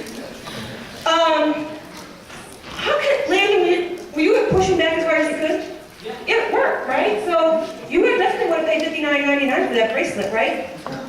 Okay. You'll take that one. So what I'm going to show you stuff about the tracks here, and I can't leave you not understanding the physics, is it might be a little hard for me to do this tall. This is Landon. You can see how with Landon that he is, why I didn't major in art, okay? What I did to Landon is the first time I pulled him like this. He fell right over, okay? Second time, I don't know if I can do it from this height. I basically balanced him like that. I pulled towards his center of mass. You didn't feel it. You don't feel any difference. Unfortunately, I'm just not tall enough to balance it here, but I can try. There we go. See? And he didn't fall over. So if you understand some basic physics, you can save yourself $59.99. Okay? So this is, we use algebra level math. Can you go to the next one? There are two options for this class. And we started doing this because some of you need a 4-hour science class. The first option is to take the 3-hour class. It's the normal class. There will be labs in class. The second option is to take a 4-hour class, which is the same class, plus added outside labs. Okay? So you have added outside labs. You can email me to ask about this. This is the option of a 3-credit-hour course or a 4-credit-hour course. So go to the next one, please. Okay, so can you go back? Sorry, I forgot. Okay, so how much time do I have? 30 seconds. So this class is not math-based. I want to show you one other demo because it's just kind of cool. With the last class, they were talking about color. We talked about color a little in my class too, from the physics point of view. And I want to show you something with some bubbles. I'm going to put this down. Bubbles! We did bubbles in our class too. Notice with those bubbles, I want you to actually look at the white background and look at the color colors in the bubbles. Do you see the colors? Yes. How come you don't see every color? That's my question. You want to know why? Come take my class.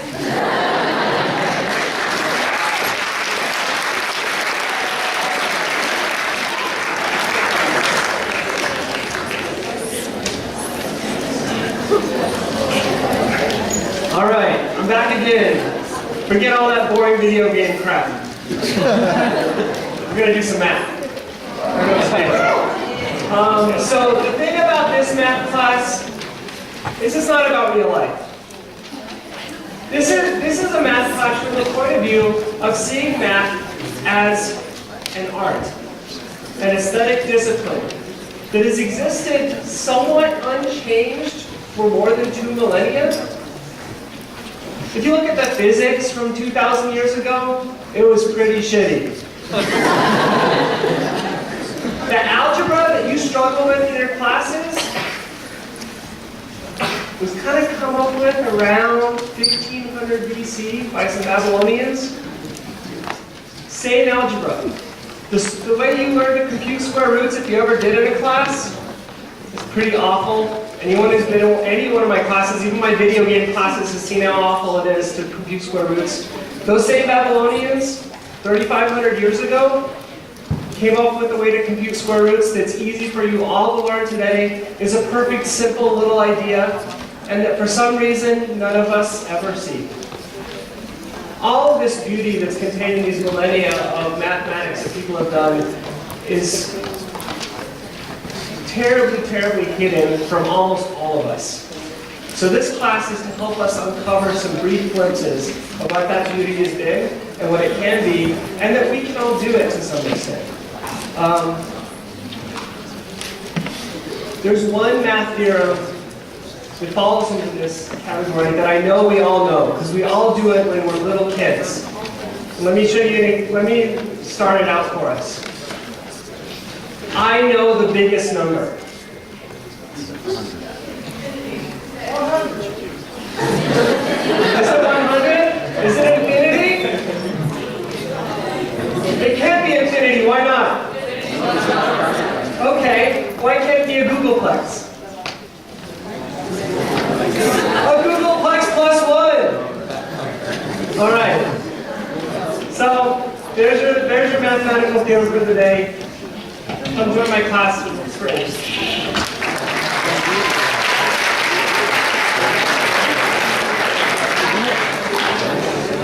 We just have a slide more. So it's November, I believe, almost the middle of November. That means one important thing for me, and I'm sure many of the rest of you, it's almost ski season. And I just looked up while I was sitting here, sorry for interrupting whoever that was. There's 4 feet of snow at Wolf Creek right this second. That much snow. So is that a great thing? That's a good thing for us this season, but maybe not in general. And we're going to be exploring those things in my class, energy burning the world from both ends. So this is a 200 level class that's intended for anyone. You don't have to be a science major or science-minded person at all. It's in the natural and physical and natural science core. And so we're going to learn about where energy comes from, how we use it, importantly how we misuse it, those sorts of things. We'll talk about things such as questions such as why don't we send nuclear waste into the sun? That seems like a pretty good thing to do, right? You can think about that yourself. We'll learn about the terrible secret of coal. We'll learn about how an Olympic track cyclist barely produces enough energy himself to toast a piece of toast, which seems kind of silly. And we'll also learn about how a 900 horsepower supercar gets better fuel economy than the average American SUV. That's pretty cool. So finally, what does our future look like? Are we faced with permanent environmental damage? Are we doomed to live in a snow-free world? Come find out in our class. It's super fun, and I'll see you there. Thanks.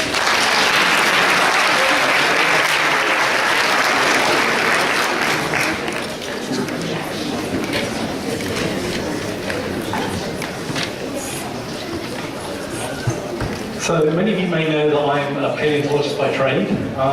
And being a paleontologist and trying to do science is kind of like wandering around in a dark room for your entire life, trying to figure out what's there by setting off a flashbulb maybe once every 4 or 5 years. There's not a heck of a lot of information to go on, and you're trying to build a pretty complex picture. But that's what we're going to try and do in the class that we're going to be teaching this spring. We're going to try and kind of use the scientific method as it's actually used, rather than as you're taught it, to answer a few questions about the maybe 4.4 billion year history of life on Earth. Why did it take 1 billion years for life to figure out that oxygen's a pretty useful molecule to use? Why did we get all of the big organisms, all the different groups of big organisms that you guys are familiar with today, within the geological snap of a finger at about 600 million years ago? What are the really disturbing similarities between the extinction that killed 96% of species on the face of the planet and the extinction that's going on right today? And the most important of these questions, can you really outrun a T-Rex whilst wearing high heels? So we'll take a couple of field trips to some interesting fossil localities around about here. And if we're really lucky, you might even have the chance to discover your very own new species. Hopefully see you there.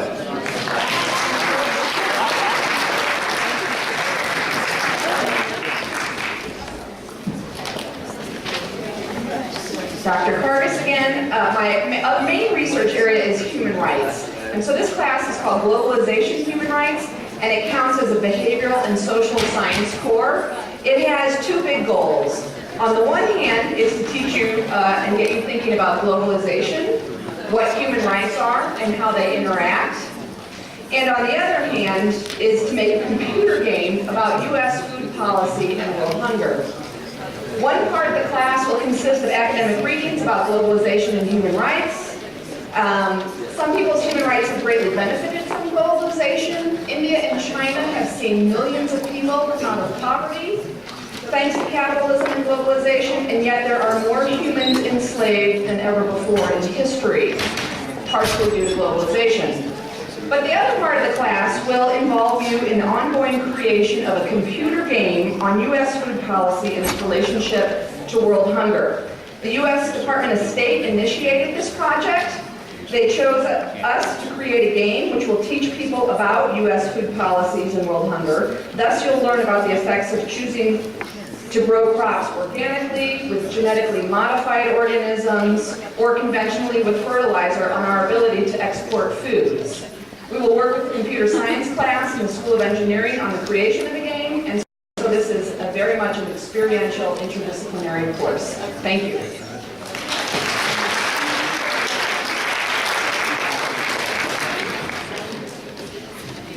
Hello again. I'm still Marigold Walsh-Dilley. I'm also teaching a social behavioral science core class called Individual and Collective Understanding Social Change. So we're living in a time of unprecedented social change. We all feel it, right? There's new technology and new media confronting us at all times. Did anybody check Facebook during these last two hours? Anybody texted? That's right. So how are these new technologies completely changing how we are interacting with each other? What kind of interaction does it encourage? How does it change how we interact with each other? These are precisely the same questions that were asked in a different time of unprecedented social change. During the 19th and the earliest centuries, people were confronted with new forms of technology like the newspaper, the radio. They had new patterns of livelihoods in cities and working in factories. And there was an increasing movement of people and goods around the world. And people at this time had similar questions as the ones we are asking now. So in this class, we'll read some of the social theories that emerged at this time. These questions led to an emerging social science, and we'll look at some of the theories from the social science that emerged over the past 150 years. And we're going to apply some of these ideas to what's going on now. This class is largely based around current events and contemporary news, so we'll be reading the newspaper every week and talking about what's going on in the world around us. We'll work together to identify our most pressing and important social issues, and then we'll look back at some of the most influential and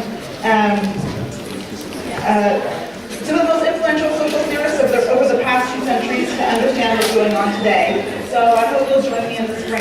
Thanks.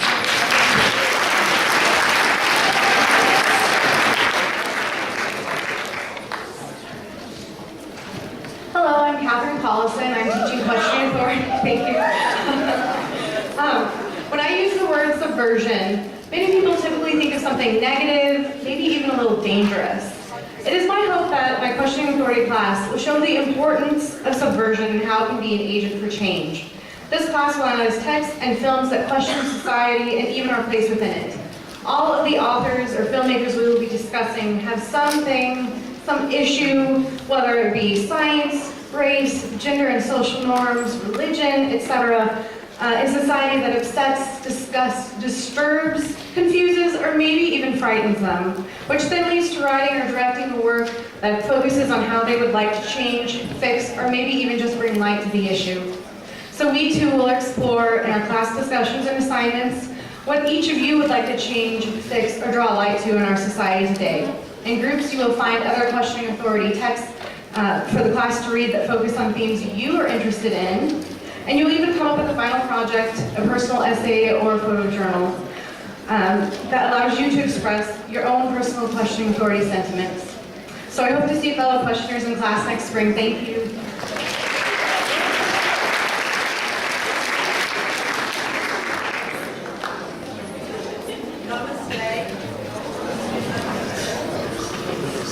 My name is Dawn, and I'm teaching Living Eastern Legacies in the spring. While I have an academic background to teach Living Eastern Legacies, I also have the experiential background. I've been a Buddhist for 42 years. I lived in India and Nepal for nearly 3 years at a Tibetan Buddhist monastery. I have a heart connection to Asia.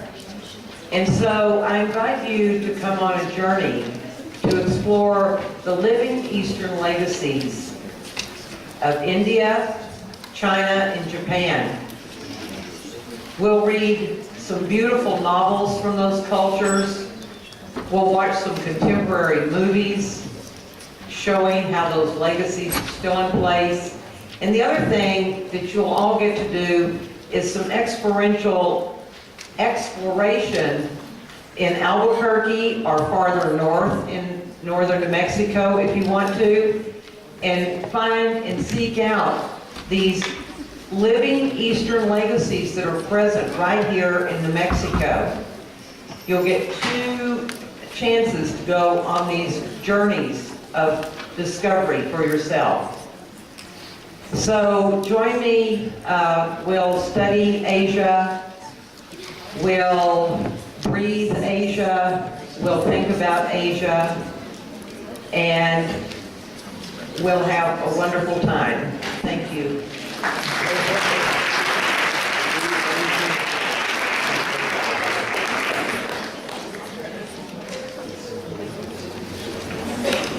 Okay, so now I get the opportunity to talk about what is probably my favorite class. I love this class, and I'm going to love it even more this spring because I'm going to be working with my student teacher, Olivia Carpenter. Some of you may have known her. She is brilliant, she is kind, and she's going to add a lot to the class. I'm just going to pass the microphone over to her.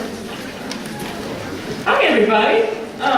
So I take this class in the second semester of my freshman year, and it really changed everything for me, including my major. Now, that's not necessarily going to happen to you, but I think no matter what background you come from, you'll really get a lot out of this class. The literature we read, the supplemental readings on things like philosophy and psychology that we read to discuss theories of horror really changed the way I thought about literature, really changed the way I thought about the world around me, and really gave me a tool for the rest of my time in college, regardless what it would have ended up doing.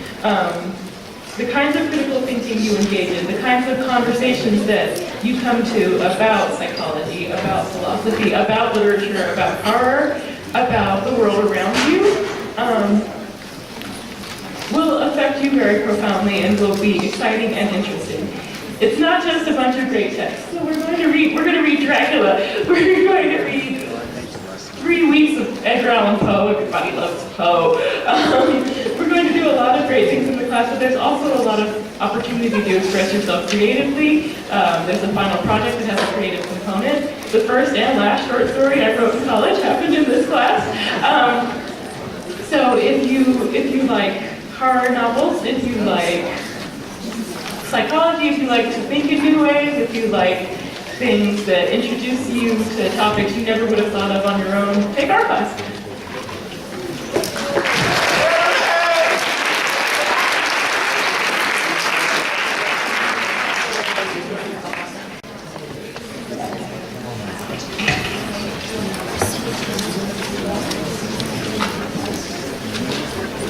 I'm going out to clear the pasture spring. I'll only stop to rake the leaves away, wait to watch the water clear I may. I shan't be gone long, you come too. I'm going out to fetch the little calf that's standing by the mother. It's so young it totters when she licks it with her tongue. I shan't be gone long, you come too. Those are two little invitations by the poet Carl Sandburg. Many of you can probably recognize that from his poem, The Pasture.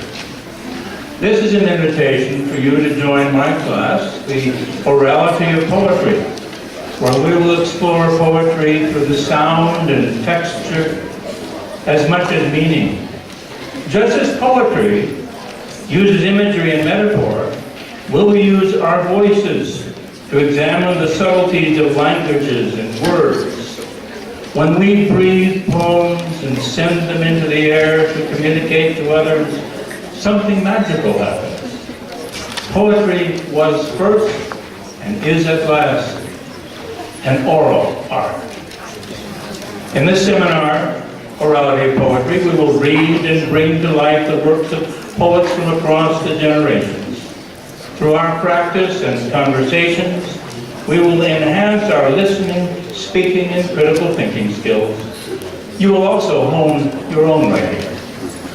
A class reader will be available for you, and I ask that you have access to a poetry anthology.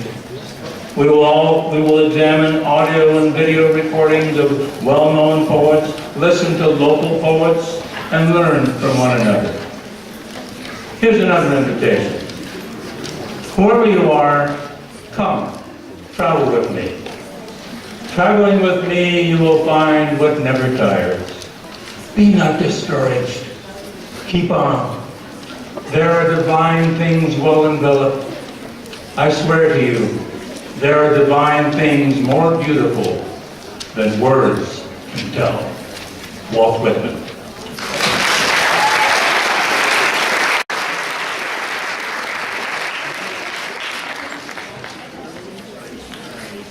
Art is a product of the time in which it was created. It can reflect and alter the historical, social, and political framework in which it was created as well. This class will investigate how art has been used as a tool to transform cultural perspectives, alter policies, and prompt social change from the 1900s to today. We'll look at artists such as Jacob Riis and Louis Hine, who fought for child labor reform in the early 1900s. We'll look at Dorothea Lange and Walker Evans, who were farm security administration photographers during the Great Depression, as well as civil rights and women's liberation movements and how that impacted performance art, as well as contemporary artists such as Alfredo Yar, J.R., Ai Weiwei, Vic Uni, Yolanda Dominguez, artists who explore issues such as healthcare, censorship, immigration, and the inequities between developing and developed countries. And then you'll have an opportunity to use similar tools such as performance art, photography, and installation art to comment on your own communities.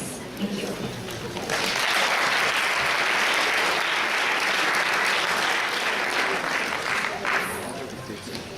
Okay, the last one, and this is designing where you live. Designing a house starts with the question of where. Because a good design reflects its place and people, which has its own history and culture, and a good architect must investigate the surrounding features of that particular place, and then consider human factors that would affect the design. When you start looking at houses, you'll soon notice So they are a lot all different. But at the same time, you can also recognize repeated patterns and styles. Now, if I say design home, you may think of other aspects of a house. You may even start smelling cookies when your mom bakes. Just like many of my previous students told me the relations between cookies and American home, which are not only used for them from Japan. And you come to class to work to make your design ideas complete and visible by solving problems, testing your imagination, creativity, discovering common sense and the differences. And this one is very personal, very personal. I like when I discover something about you, student. And in this case, this is a children's drawing, of course. It's a third grader. She designed dream house. And when you look very carefully, it's a dream house, but when you really zoom in,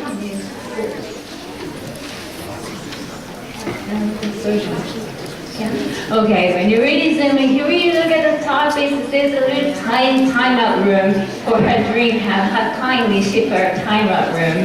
And that's what I like when I teach design. I see something about you. And that's what this class is about. Thank you.